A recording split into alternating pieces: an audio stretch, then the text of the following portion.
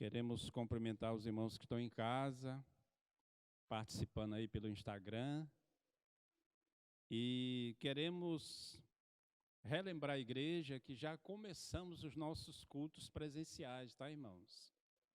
Começou domingo passado, domingo nós tivemos 2 cultos, um que começou às 16 horas e o outro começou às 18h30, não é isso? E hoje começamos aí às mais 19h30, mas o horário é às 19h30. E queremos encorajar você a participar dos cultos. Você que está dentro daquele perfil das pessoas que podem vir para a igreja, a gente já falou sobre isso. Venha para a igreja, irmão.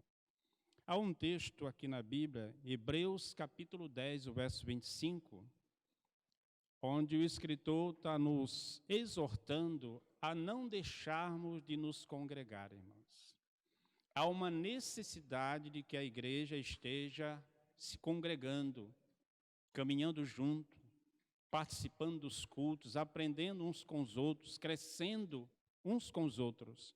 Então, na próxima quinta-feira, eu quero que os irmãos estejam aqui. Nós vamos começar um estudo hoje muito importante. A igreja tem pouco conhecimento sobre isso, não só a igreja, mas o povo de Deus de um modo geral, pastores, líderes, porque é um ramo da teologia muito complicado. E é bom que você esteja vindo para os cultos, dia de quinta-feira, traga papel, caneta, para você fazer anotações, fazer perguntas, não é? A gente não está podendo interagir muito, mas você pode até perguntar para mim, dá para o meu zap, se você tiver alguma dúvida. Aí, durante a semana, a gente dá a resposta para os irmãos, até para a gente ficar interagindo. Glória a Deus por isso. Irmão, nós vamos falar hoje, eu queria para o irmão Alan, que vai me auxiliar ali, já colocasse o primeiro slide, né, para a gente poder estar falando aqui para os irmãos. Nós vamos falar sobre escatologia, que é o estudo dos últimos tempos, o estudo do fim, tá? Por causa da queda do homem, por causa do pecado, tudo ficou estragado e Deus está restaurando.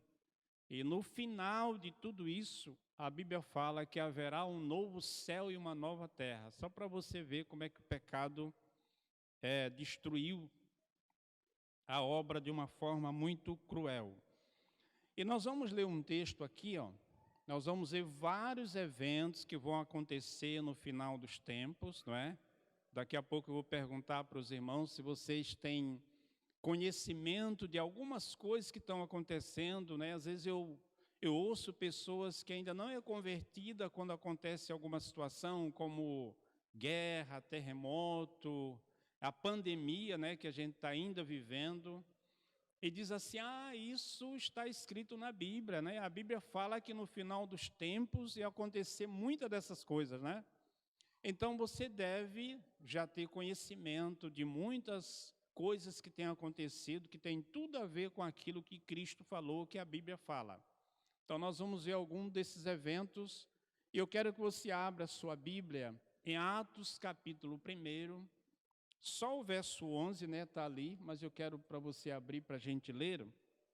O texto diz assim, irmãos: estando com os olhos fitos no céu, enquanto ele subia, eis que junto dele se apresentaram ou se puseram 2 homens vestidos de branco, 2 anjos estavam presentes ali, os quais lhe disseram: varões galileus, por que estáis olhando para o céu? Esse Jesus que dentre vós foi recebido em cima no céu, há de vir, assim como para o céu vistes ir. Olha só, a primeira coisa que nós vamos ver, irmão, através da Bíblia, é que Jesus foi para o céu, né? Ele voltou para o céu e ele prometeu, através da sua palavra, que os anjos estão confirmando isso, que ele voltará. Voltará para quê, pastor? Ele voltará para buscar a sua igreja. Ele vem buscar a sua igreja. Agora, uma questão interessante é para quem os anjos falaram isso? Será que todos os habitantes de Jerusalém estavam presentes nesse acontecimento? Ou será que eram só os discípulos, ou só aqueles apóstolos? Quem era que estava presente ali? A Bíblia chega a dizer que eram varões galileus. Não eram as pessoas de toda a Judéia, eram pessoas da Galileia, que presenciaram a volta de Jesus para o céu, a sua ascensão. E os anjos falaram que ele vai voltar. Aí João fala em Apocalipse capítulo 1, capítulo 3, perdão, verso 11, diz assim: Eis que venho sem demora, guarda o que tens para que ninguém tome a sua coroa. Ele está escrevendo para uma igreja e o Espírito Santo está exortando aquela igreja para que a igreja guardasse aquilo que havia recebido do Senhor. Guardasse aquilo que Deus havia lhe dado, porque Jesus ia voltar sem demora. É interessante que a ideia que a igreja primitiva tinha, que alguns apóstolos tinham, é que Jesus ia voltar logo, irmãos. A gente vê Paulo escrevendo para a igreja em Tessalônica, no capítulo 4 da primeira carta, ele diz assim, olha, os mortos, aqueles que já dormem no Senhor, vão ressuscitar primeiro, e depois nós, os vivos, seremos transformados num abrir e fechar de olhos. Então, Paulo também pensava que a volta de Jesus seria logo. Mas já passaram muito tempo, porque Deus é misericordioso, e a vontade do Senhor é que todo homem chegue ao pleno conhecimento da verdade e seja salvo. Agora, para nós, como igreja, precisamos estar atentos, vigilantes, irmãos. Não perder o foco, amar o Senhor dia após dia, e estar nessa expectativa, como estavam aquelas virgens, não é? Ali naquela expectativa de que o noivo, a qualquer hora, ele pode vir buscar a sua noiva. Então nós temos que nos preparar para isso, não ficar descuidados, envolvidos com muitas coisas e perder a visão da eternidade. E a gente até precisa pregar muito mais sobre a volta de Jesus, não é? Precisamos estar muito atentos sobre isso. Então nós vamos falar sobre esse assunto hoje. Eu queria que o irmão Alain passasse aí para outro slide. Aqui tem uma definição, irmão, de escatologia, só para você poder ficar mais instruído acerca disso. Escatologia cristã é o estudo do fim dos tempos, tá bom, irmão? É o estudo do fim dos tempos, a consumação final de tudo. Segundo a concepção bíblica cristã, ou seja, a palavra escatologia, é derivada de duas palavras gregas que significam último e estudo, tá certo?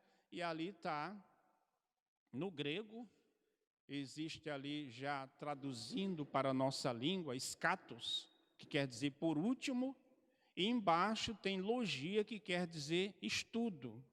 Então, o que é escatologia? É o estudo dos últimos dias, do final dos tempos. É isso que a gente vai estudar. Agora é interessante, irmãos, que talvez você que está em casa, que está me vendo, e já tem um conhecimento maior da Bíblia, você deve estar perguntando, o que esse pastor vai falar aí sobre arrebatamento da igreja, sobre tribulação? O que ele vai falar? Será que ele acredita que a igreja vai passar pela tribulação? Será que ele acredita que a igreja vai ser arrebatada antes da tribulação? Qual será o pensamento dele? Eu queria esclarecer uma coisa, irmãos. Isso não tem nada a ver com a nossa salvação. Isso não implica em nada. O importante é que Jesus virá e nós iremos nos encontrar com Ele. Isso é que é o mais importante. E é sobre isso que eu quero que a gente esteja atento. Tá certo, irmão? É sobre a volta de Jesus. é estarmos preparados para a volta dele. Se ele vier antes da tribulação, amém. Se ele vier depois da tribulação arrebatar a igreja, amém. Mas nós precisamos estar prontos para esse evento, porque é isso que vai fazer a diferença no nome do Senhor Jesus. Daqui a pouco a gente vai ver muita coisa sobre isso, né? Agora nós vamos ver aqui acontecimentos do fim. Eu quero até perguntar para vocês aí, alguém poderia me dar um sinal, ou melhor, me dar um exemplo de algum acontecimento que você ouviu falar, ou que talvez você presenciou através da televisão, através da imprensa, que você disse, não, pastor, isso aí, eu acredito que já é um acontecimento que está relacionado com a volta de Jesus. Isso aí tem tudo a ver com a Bíblia. Eu já li na Bíblia sobre isso, eu já ouvi alguém pregando sobre isso, eu já presenciei vídeos sobre isso. Alguém poderia levantar a mão aí e falar de algum desses sinais? Até o Alain mesmo aí. Guerras, não é isso, irmão? O que mais? Terremotos, fomes, não é isso? Epidemias, misérias, pestes. A gente está vivendo agora uma pandemia, que isso já é um sinal, um prelúdio da volta de Jesus, irmãos. Horrível o que aconteceu e ainda está acontecendo. Então, são sinais que apontam que a volta de Jesus Cristo está próxima. São sinais que apontam que a gente está perto do fim. Mas ainda não é o fim. Estamos caminhando para lá, mas ainda não é o fim, como está dizendo aqui, ó. O conhecimento que virá está na palavra de Deus. Do que virá está na palavra de Deus. Por isso é muito importante a gente estudar a Bíblia. Tá, irmãos? Para quê? Para a gente não ficar alarmado. Eu não sei se alguém já ouviu falar, pastor, eu ouvi dizer que o anticristo já existe, o anticristo já está agindo, ele está operando. Mas eu tenho base bíblica para dizer isso, que o anticristo já existe essa pessoa do anticristo agindo entre nós. O espírito do anticristo, tudo bem, mas essa pessoa já existe. A Bíblia fala muito sobre isso, irmãos. E a gente precisa conhecer a palavra de Deus para poder ter embasamento. Portanto, nos submetamos ao Espírito Santo para termos discernimento do tempo e da sequência dos últimos acontecimentos. À luz das Sagradas Escrituras, relacionamos eventos que estão acontecendo e irão acontecer sem atentar às várias correntes teológicas, tá, irmão? Porque a gente vai ver aí algumas correntes teológicas, mas o mais importante é aquilo que a Bíblia diz. O importante é a palavra de Deus, tá, irmãos? É na palavra de Deus que nós precisamos estar firmes, alicerçado, fortalecido na palavra do nosso Deus.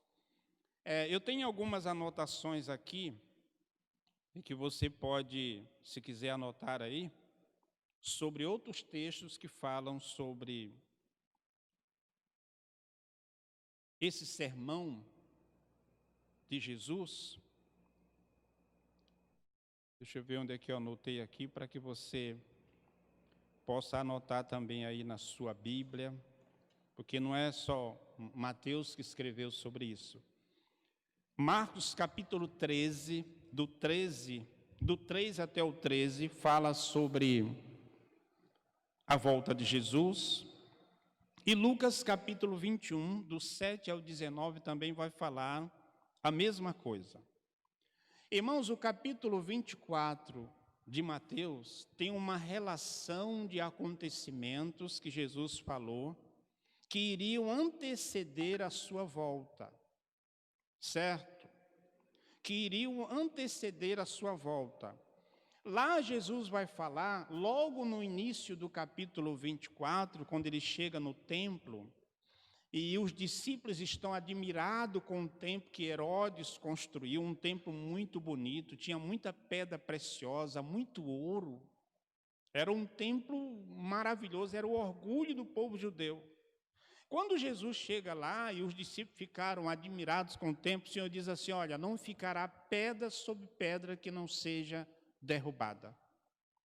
Certo? Isso já aconteceu, porque no ano 70, a Bíblia vai dizer que Tito, que era um comandante romano, invadiu Jerusalém e destruiu o templo. Ficou pedra sobre pedra, irmão, destruiu tudo. A história diz que eles tocaram fogo no templo, que tinha tanto ouro que o ouro derreteu, ficava escorrendo o ouro. E depois os judeus foram fazer todo um trabalho para poder extrair o ouro do meio das pedras e guardar aquele ouro.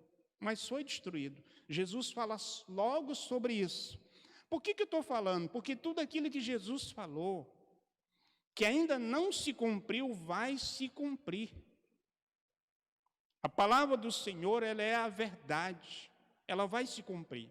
Aí ele vai dizer, nesse capítulo 24, sobre alguns sinais que iriam acontecer, mas que ainda não seria o fim, seria o princípio das dores. Quando a Bíblia fala de dores, ela está se referindo a parto. O Senhor sempre faz uma comparação de sofrimento humano com o parto da mulher. Porque, eu não sei se vocês já chegaram a ver na Bíblia, está chegando a hora do parto e a mulher não tem força para dar à luz. Ele está se referindo a esse tipo de sofrimento. Então ele fala do princípio das dores, são acontecimentos, não é?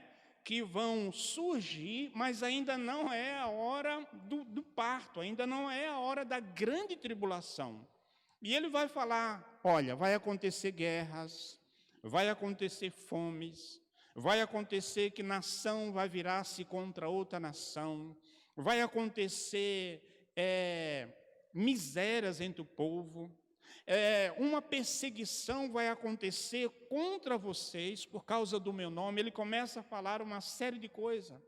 Ele fala que vai surgir falsos cristos. Não tem surgido falsos cristos, irmãos? Não tem surgido? Até mesmo aqui no Brasil tem um dizendo que é o Cristo. Se não me engano, ele mora para o lado sul, dizendo que ele é Cristo. Falsos profetas, meu Deus, quantos falsos profetas não têm surgido? E Jesus falou que eles viriam, que a gente deveria ter muito cuidado, porque, se possível, eles enganariam até os eleitos, escolhidos. Mas ele fala que tudo isso é o princípio das dores, é o princípio da dor de parto, do grande sofrimento, da grande hora, mas ainda não é a dor final. Ele fala sobre isso. É muito interessante fazer um esclarecimento aqui, irmãos, que a Bíblia fala sobre a ira do Senhor, fala sobre o dia do Senhor, e ele está se referindo ao julgamento final, à ira de Deus. Não é essa questão da tribulação ainda. Entendeu? Deus é um Deus que se ira todos os dias, diz a Bíblia. E existem os juízos do Senhor, que são juízos parciais. Ainda não é o final. Você lembra do que aconteceu com Sodoma e Gomorra? Foi um juízo de Deus. Por que ele destruiu aquelas duas cidades? Porque eles estavam pecando de uma forma tão cruel contra Deus. Eles estavam tão envolvidos com o mal, que quando os anjos foram lá para tirar Ló, que eles tomaram conhecimento que tinha 2 homens na casa de Ló. Sabe o que eles pensaram, irmão?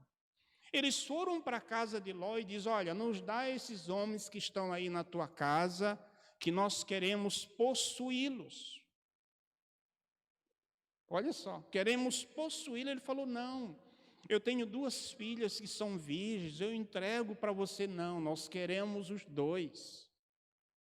Aí foi que os anjos colocaram Ló para dentro de casa e repreenderam eles, levantaram as mãos, eles ficaram cegos. Não encontraram a porta de jeito nenhum por conta disso. Você vê como é que as coisas estavam caminhando. Aí veio o juízo de Deus e destruiu Sodoma e Gomorra. E assim, de vez em quando acontece. Uma grande catástrofe, morre uma porção de gente. A gente não entende por quê.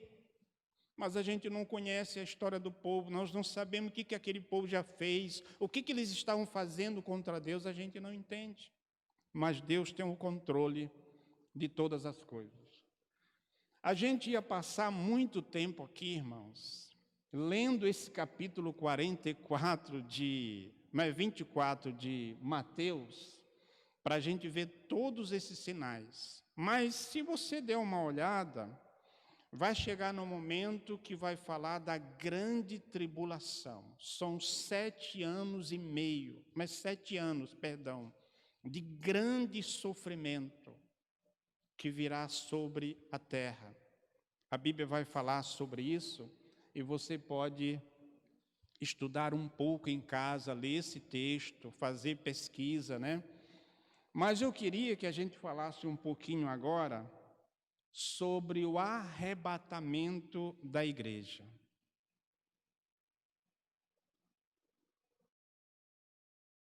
A primeira coisa que eu quero que você saiba é que a igreja será arrebatada. Tá bom, irmãos? A igreja vai ser arrebatada. Nós não vamos ficar aqui, diz a Bíblia. Pelo menos enquanto a terra estiver desse jeito, né? Seremos arrebatados. Vamos ler então 1 Tessalonicenses capítulo 4. Se alguém quiser ler para mim, não tem problema não, irmãos.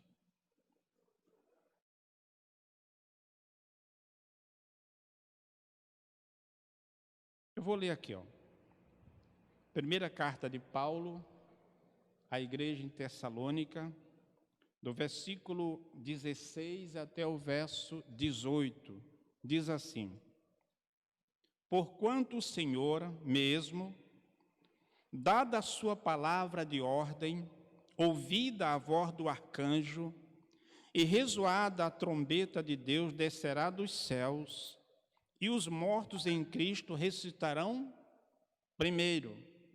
Depois nós, os vivos que ficarmos, seremos arrebatados juntamente com eles, entre as nuvens, para o encontro do Senhor nos ares, e assim estaremos para sempre com o Senhor.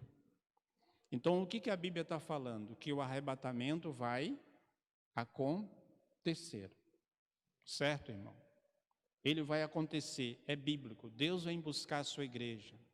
Deus vem buscar a sua noiva. Isso vai acontecer. Depois que a igreja for arrebatada, o que vai acontecer com a igreja, irmãos? A Bíblia fala ali do tribunal de Cristo. A palavra de Deus fala que quando a igreja for arrebatada, ela vai para esse tribunal de Cristo. Pastor, o que vai acontecer no tribunal de Cristo? O julgamento não é condenatório, ou seja, nós não seremos julgados, condenados. O que o Senhor vai fazer? Ele vai julgar nossas obras, aquilo que nós fizemos, tá? Eu quero pedir para alguém ler para mim, 2 Coríntios capítulo 5, verso 10, e ler um outro texto aqui em 1 Coríntios, que eu anotei aqui.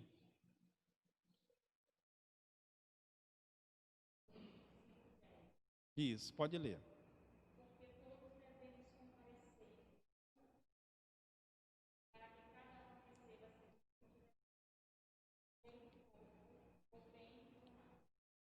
Então, o que vai acontecer lá, irmão, nesse tribunal? As nossas obras serão avaliadas e o Senhor vai dar galardão para o seu povo, para a sua noiva. Presente, a noiva será ataviada. Ela é como se a noiva fosse preparada para o casamento. Ela vai lá receber os atavios, né? Para depois ir para o casamento. Agora, 1 Coríntios capítulo 3, do 12 ao 15. Esse texto aqui também fala sobre isso. Olha o que Paulo diz, irmãos.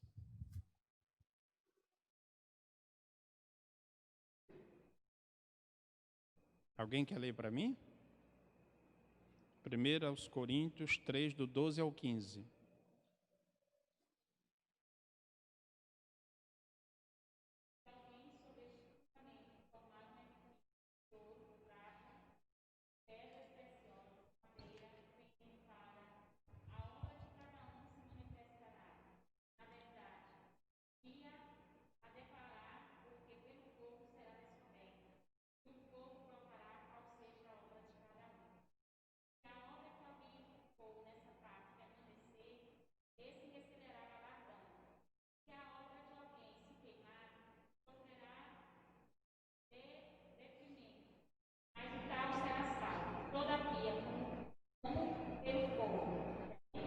Até aí. Olha o que diz o texto. Paulo está falando aqui sobre o fundamento que ele estabeleceu. Paulo vai dizer, olha, se alguém quiser construir, mas deve construir segundo o fundamento que já foi estabelecido. Aí ele vai falar aqui que nesse dia a obra de cada um será avaliada. Ele fala, olha, se alguém construiu uma obra comparada a uma pedra preciosa, ao ouro, à prata, não é?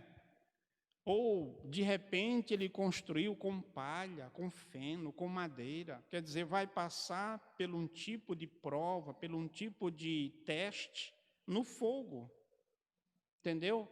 Então, se não foi uma obra feita segundo a vontade de Deus, conforme a orientação dele, não vai resistir à prova. Mas o que o texto diz? Todavia, aquela pessoa será salva. Por quê? Porque o homem não é salvo por mérito, não é por obra, irmãos. Nós somos salvos pela graça e misericórdia do Senhor Jesus. A Bíblia diz que a salvação é um dom de Deus, é uma dádiva, é um presente, não é por merecimento, não é por obra. Agora, o galardão é outra coisa. Romanos capítulo 8, verso 1 diz o seguinte: nenhuma condenação há para aqueles que estão em Cristo Jesus. Então, por que a gente vai para o tribunal para receber uma condenação? Não teria cabimento, seria uma coisa antibíblica, entendeu? Agora, as obras serão provadas, serão testadas, certo? De repente, alguém fez um grande trabalho, uma coisa que chamou a atenção dos homens, mas ele fez aquilo para a glória dele. Entendeu, irmãos? Isso não quer dizer que pessoas não possam ter sido salvas, pessoas não possam ter sido libertas. Pode até ter acontecido, porque Jesus falou que algumas pessoas chegaram para ele e disseram assim: mas Senhor, nós expulsamos demônio no teu nome, fizemos milagre no teu nome. O que Jesus vai dizer para eles? Afastai-vos de mim, porque eu não vos conheço. Não é isso? Eu não vos conheço, vocês praticam a iniquidade, eu não conheço vocês.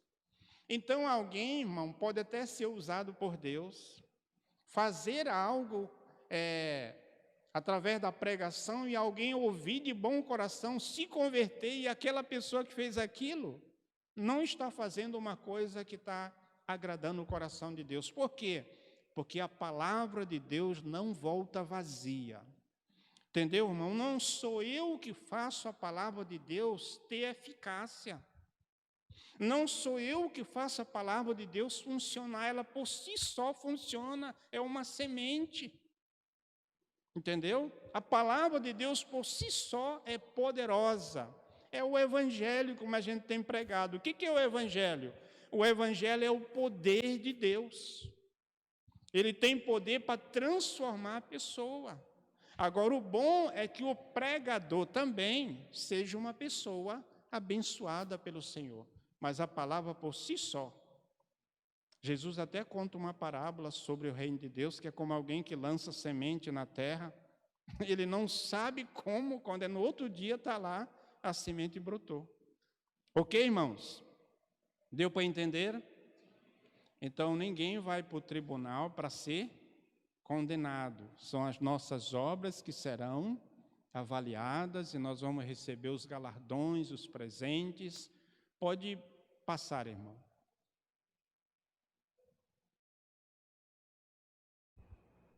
Aí vem o casamento, as bodas do Cordeiro.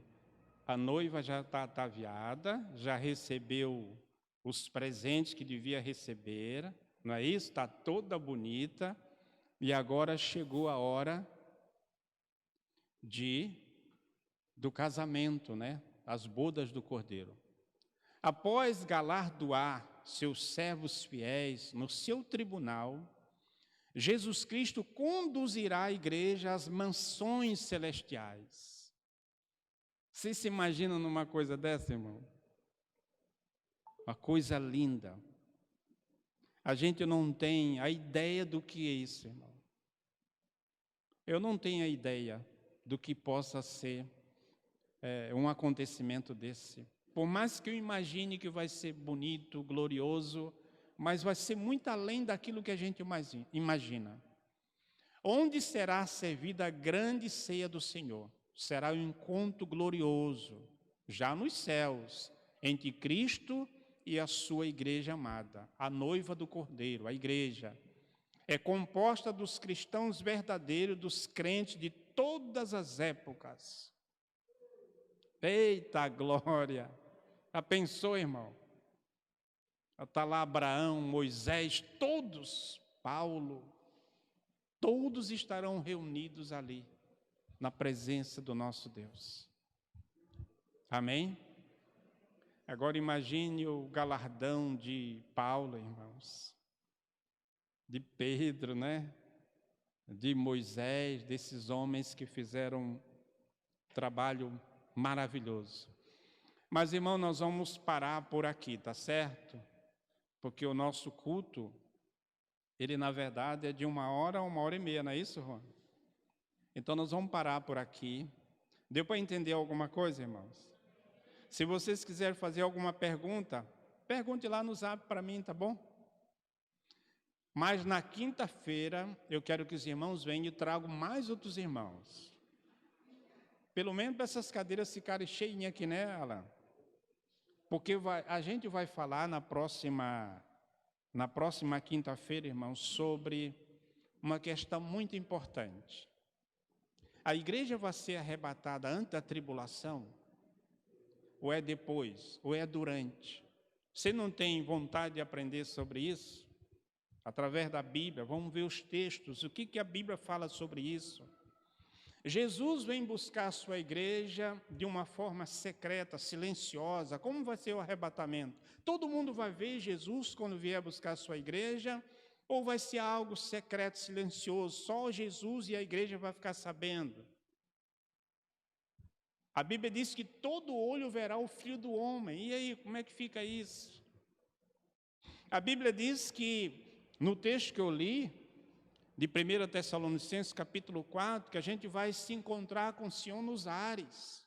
Já em Zacarias, capítulo 14, verso 4, diz que ele vai pisar no Monte das Oliveiras. E aí, como é que fica? Você não quer descobrir isso? Então, na próxima quinta-feira, venha, traga aí o seu caderninho, a sua caneta, para você poder fazer as anotações, tá? E pergunte lá para mim, no privado. Se eu não souber, eu pergunto, pesquiso e digo para você, tá bom? Agora, só que tem coisas que a gente não sabe, né? Mas se perguntar, pastor, qual o dia que Jesus vem? Eu não sei. Entendeu? Como é que ele vem? Ele vem de roupa branca, roupa azul? Também não sei. Talvez Alan saiba aqui, né? Amém, irmãos? Vamos nos colocar em pé e orar? Agora, domingo, nós temos culto, tá, irmãos? Às 16 horas. Quem é que está vindo aqui às 16 horas?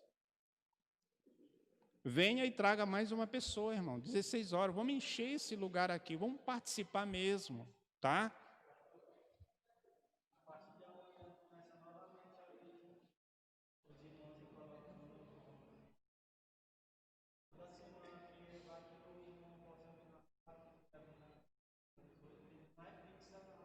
Ah, tá bom, viu, irmãos? Amanhã eles vão colocar no grupo da igreja de novo, perguntando qual horário que você pode participar do culto. Porque de repente, né, a pessoa mudou de ideia, aconteceu alguma coisa, e você vai lá e põe o seu nome.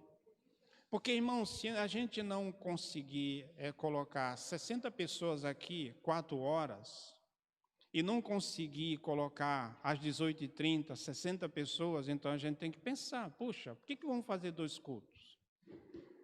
Entendeu? Então a gente tem que pensar sobre isso, se vale a pena fazer 2 cultos, ok? Eu sei que ainda tem muita gente que está assim meio com medo, receoso de vir para a igreja, mas se a gente tomar as medidas necessárias, irmão, sem problema nenhum. Ok? Vamos orar ao nosso Deus?